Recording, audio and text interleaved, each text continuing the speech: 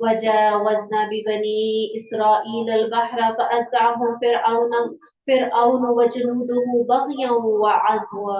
हमने बनी इसराइल को समंदर से पार कर दिया तो फिरौन और उसके लश्करों ने सरकशी और ज्यादती करते हुए इनका पीछा किया, यहाँ तक कि जब इससे डूबने ने पा लिया तो इसने कहा, क़ाल आमनतु अन्नहु ला इलाहा इल्लल्लज़ी आमनत, उसने कहा मैं ईमान ले आया, हक ये है कि इसके सिवा कोई माबूद नहीं। उस पर क्या कह रहे हैं, ला इलाहा इल्लल्लाह,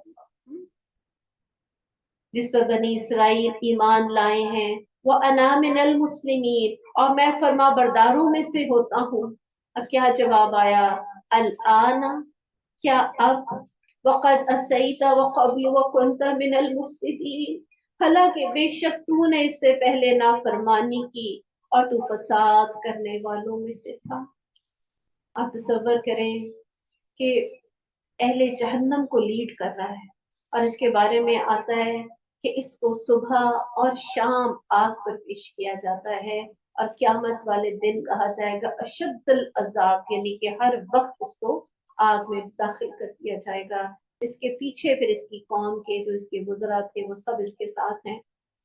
कितना बदनसीब है, जैसे ही दुनिया से जाने लगा साथ ही एहसास हो गया। फरिश्तों को देखा तो हर कहते हैं काफिर इसी तरह उस वक्त एहसास हो जाता है कि हमने जिंदगी गलत गुजारी है, लेकिन उस वक्त वो कुछ नहीं सकता।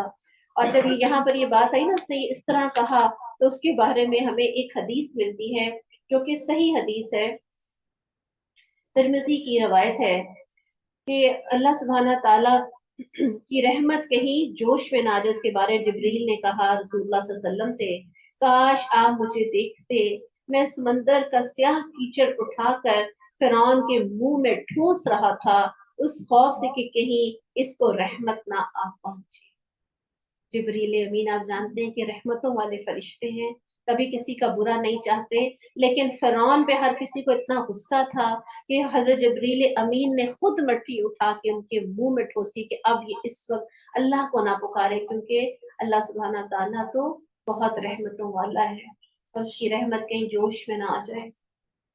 अल्लाह सुब्हाना ताला ने कहा, फलयौम नुनज्जीका बिबदनिका लितकूना लिमन खलफ आया, बस आज हम तुझे खाली बदन के साथ बचा लेंगे ताकि तू इनके लिए अजीम निशानी बने जो तेरे बाद हो, और बेशक तू बहुत से लोग हमारी निशानियों से यकीनन गाफिल हैं। अल्लाह सुब्हानहू तआला ने साथ ही शिकवा कर दिया। तो क्या आप लोगों को नॉलेज है कि इसकी लाश को बचाया गया?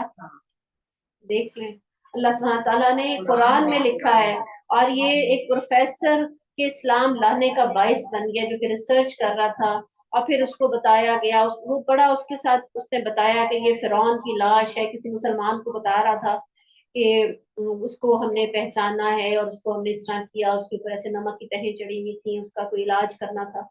तो उसने मुसलमान ने आगे से क्या कहा कि हाँ हाँ हमें तो पता है, ये तो कुरान में लिखा है। उसने कहा है तुम्हारी किताब में लिखा है? उसको यकीन ना आया, और जब उसने मुसलमान ने दिखाया तो उसने फौरन कलमा पढ़ लिया। सुभान अल्लाह, ये 1500 साल पहले कहा गया। और इसके बारे में आता है कि शेख मोहम्मद अब्दुल्ला रहमतुल्लाह लिखते हैं, आज तक जजीरा नुमा सीना के मगरबी साहिल पर उस मकाम की निशानदेही की जाती है जहां फिरौन की लाश समंदर में तैरती हुई पाई गई। यानी पिछली सदी में, अल्लाह इतने 100 सालों से सहाबा कराम ने पढ़ा और उनका यकीन था कि कहीं ना कहीं महफूज है, और फिर अल्लाह सुब्हानहू तआला ने पिछली सदी में इसको निकाला है। और आज भी वो जगह जो है वो दूर से पहचानी जाती है, जो लोग जाते हैं उनको बताते होंगे कि ये वो जगह है जहाँ से निकली है। और कायरा के अजायब घर में जिन फिरौनों की लाशें मौजूद हैं, इनमें से एक फिरौन की लाश को उसी फिरौन की लाश बताया जाता है। 1907 में जब फिरौनों की लाशें दरियाफ्त हुई थी तो इस फिरौन की लाश पर नमक की एक तह चढ़ी हुई थी, नमकीन पानी। हाँ, बाकियों की जो है ना वो तो आप जानते हैं कि वो तो दूसरी तरह से वो तो दबाते थे। एक जो है उसके पे नमक की तह है, तो क्या इसकी निशानी है कि ये समंदर में डूब के मरा था, जो समंदर के खारी पानी में उसकी गर्काबी की खुली इलामत थी। सुभान अल्लाह। अभी भी हमें इस कुरान पे यकीन नहीं आएगा, इसके अहकामात पे यकीन नहीं आएगा। دیکھ لیں آپ ایک مسلمان ہو کر، اور کسی نے اس سے پہلے پڑھی تھی آیت؟ جس نے نہیں پڑھی وہ بتائے. آج آپ نے اپنی آنکھوں سے پڑھ لیا اور اس آیت کو جا